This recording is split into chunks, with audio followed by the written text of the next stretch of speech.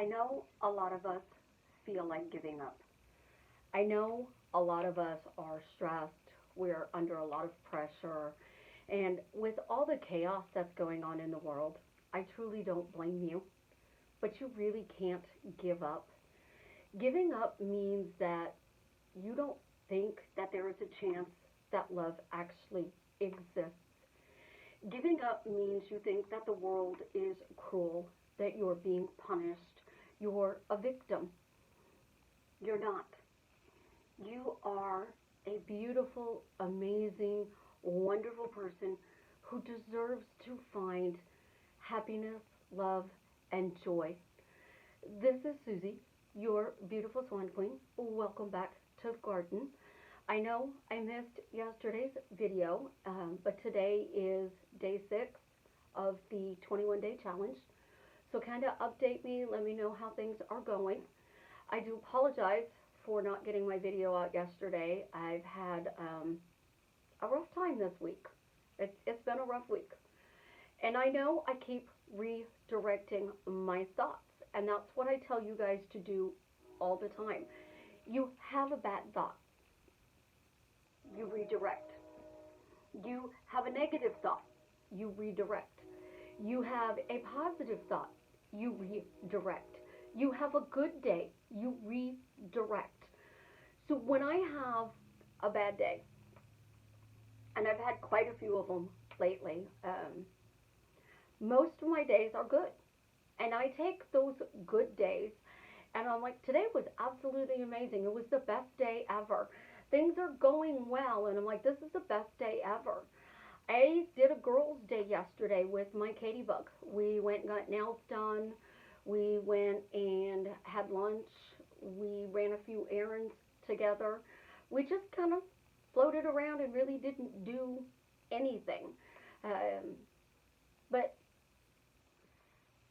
we get so stuck in our thoughts. They get into our head. And your emotional mindset is, they don't love me. They're disrespecting me. They don't have my back. I totally 100% feel that right now. I feel like there's only two people in the world who actually have my back, and that is my Savannah and my Katie Bug. And I can't keep running to them to change my life. I do have to reach outside and talk to other people, and I have things that I need to do to commit to making my life better. And redirecting is how we do this. So you send out an email and you don't get a response. You go on a walk and you literally do the fist pump.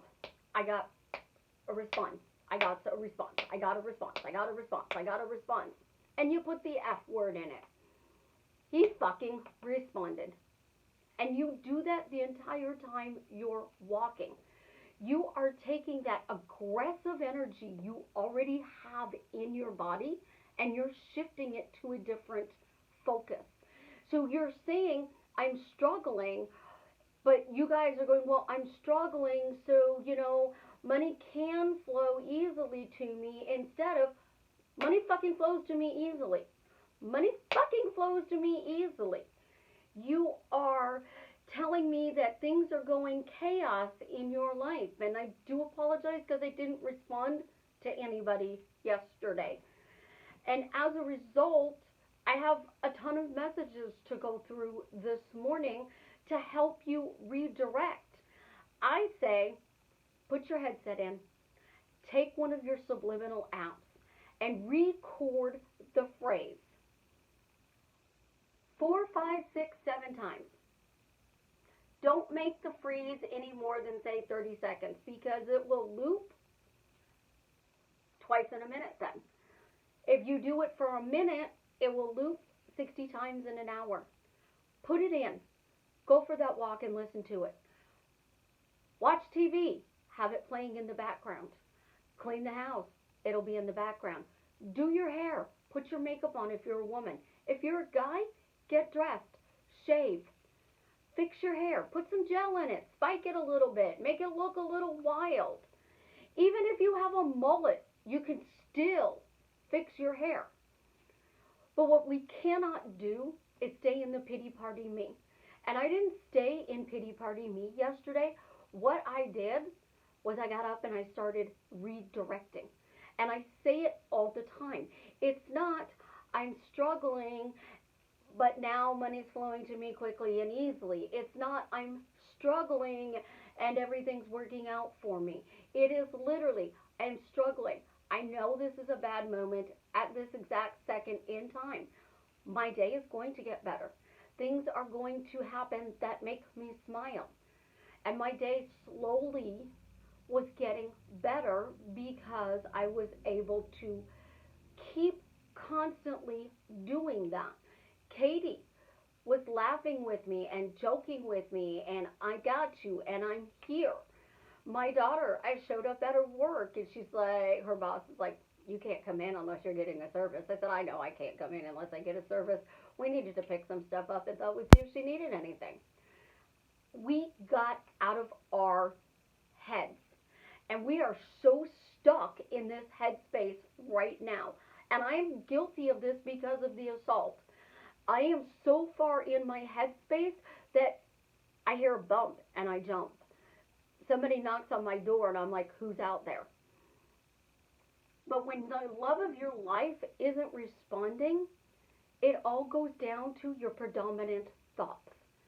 And if they do respond and they respond in a crappy way, what are your predominant thoughts?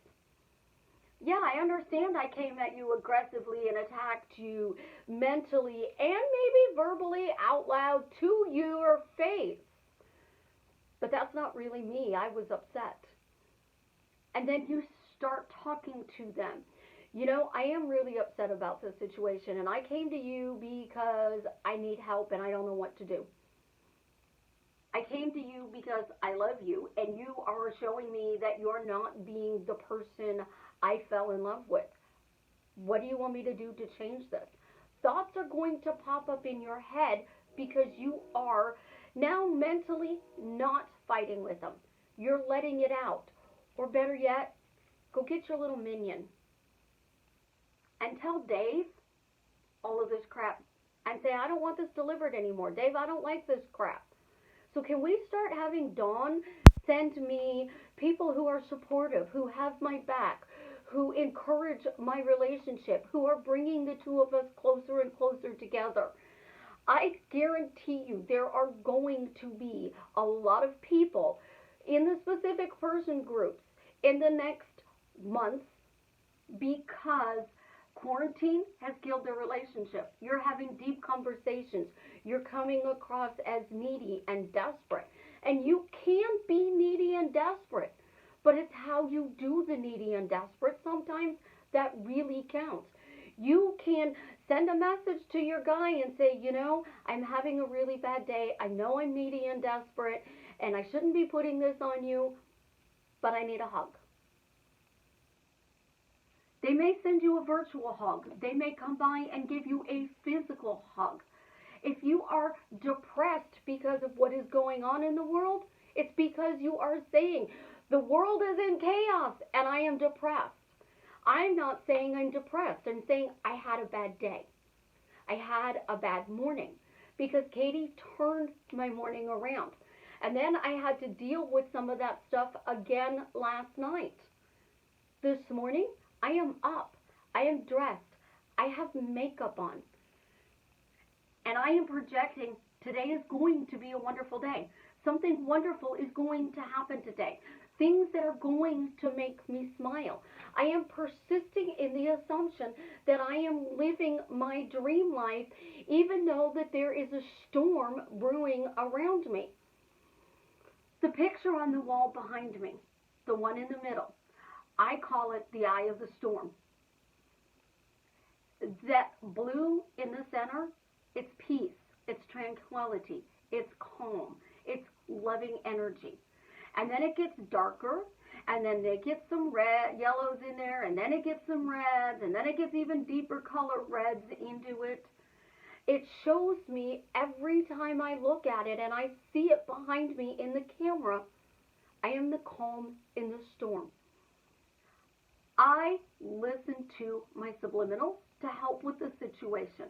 I listen to YouTube videos. Sometimes I even listen to my own. I will throw myself on my big screen TV and I will veg watch myself. Literally. To see if I can tell myself something I need to see. But I have a moderator in my group and she shared my YouTube video with a friend. That friend got back together with the love of her life.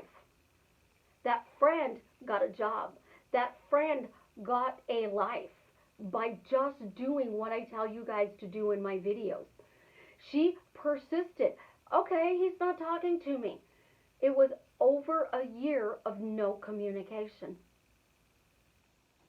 2 to 3 months.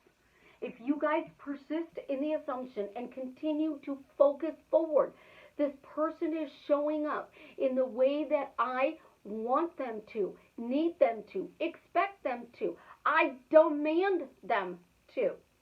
And you keep saying, well, you know what? I just had a bad thought.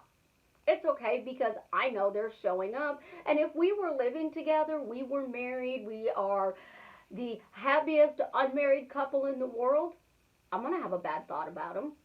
Oh, trust me, I'm going to get mad because he put the toilet seat down.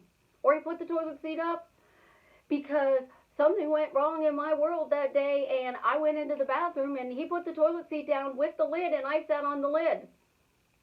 Like, really? Okay. Why did you close the whole thing? Just not put the seat down. And we are focusing so much on what everybody else is doing. We are looking outside of us for them to prove that we love ourselves, to be able to give ourselves this relationship.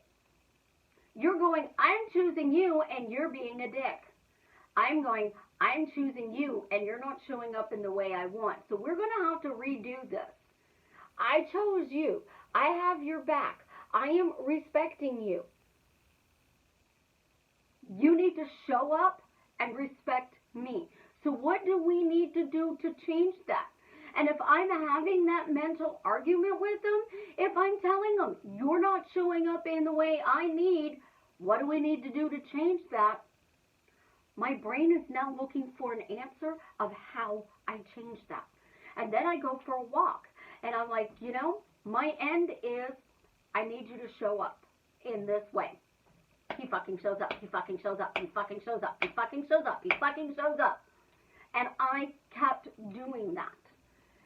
It's shifting you, not blaming them, not expecting them to do anything. Because in reality, it's like a drawing. It's like a beautiful drawing.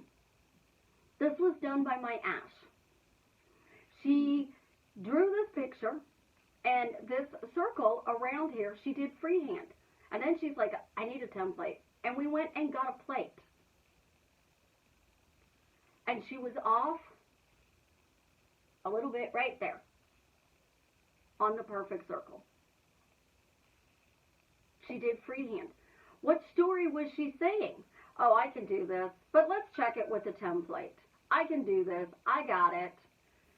This is a story of a little girl holding a kitten. My little 4-year-old. She loves Katie's cat. She calls Katie's cat my best friend George. She thinks this is her. The story she's telling, this is me with my best friend George. She doesn't call her little friends at daycare her best friends. She doesn't call anybody else her best friend. She calls the cat her best friend. And she wants to go to Auntie Katie so she can play with George, her best friend. I want to go see my best friend George. I want to go see my best friend George. And we need to remember that we got to be more childlike. We can throw a temper tantrum. We can pull our hair. We can kick and scream. And we can cuss at the world. But 5 minutes later, they're into something else. And when you get up 5 minutes later, you got to go, you know what? I just had a freaking meltdown, and now I am going to use that meltdown to turn my day into a better day. Because I got all of that pent up, frustrated, angry energy, and I moved it out of my body. So now I can focus on all the wonderful things that are going to happen today. I'm going to focus on the fact that Karen didn't buy all the toilet paper. I'm going to focus on the fact that I can get hand sanitizers or I can get wipes. I'm going to focus on the fact that if I go to the grocery store, because now we have a meat shortage, I can get meat. And I am going to go to Starbucks, and I'm going to be sitting in line at Starbucks. And it's the first day Starbucks opened, and score, got Starbucks, 30 minutes. We were on the street, not even in the parking lot, and we're like, this line's moving pretty fast. Look, we're moving pretty fast. There's another one. Oh, it's just the drive-through open. They're going to get us out really quick because that's all they're focused on is the drive-through orders. Well, we're moving. We got this. Get home. We're eating our Starbucks. The guy who was working on my stools brought my stools back. So while my stools for my table are freaking awesome. So two good things right there from Meltdown. Changed my day. Then we went to the nail shop. They were busy. So she said, come back around 4. We went and ran a few more errands. We came back at 4. I got beautiful nails done. And she took her time and she made me feel special and spoiled because she took her time and did an absolutely amazing job. We went out for dinner. Dinner was yummy. We had chicken and biscuits. It was awesome. And then I went about my evening. I picked up my house. I did a few things around here. And I got the response from my email because I got out of my head. And when you are stuck in your head, you're playing it over and over and over. She doesn't love me. He doesn't love me. They're with somebody else. The third party is so freaking important instead of it's me. It's me. They fucking chose me. They fucking chose me. They fucking chose me. They showed up for me in the way I needed them to show up right now. And you persist in that, that's exactly what's going to happen in your life. No matter what you are trying to change. A relationship with your kids, your family, your dogs, your love of your life, your job, your money, your car, your house you're wanting to get. It's all in persisting that, you know what, this might be bad for me right now, but it is getting better. I love you guys. Have an absolutely positively amazing day.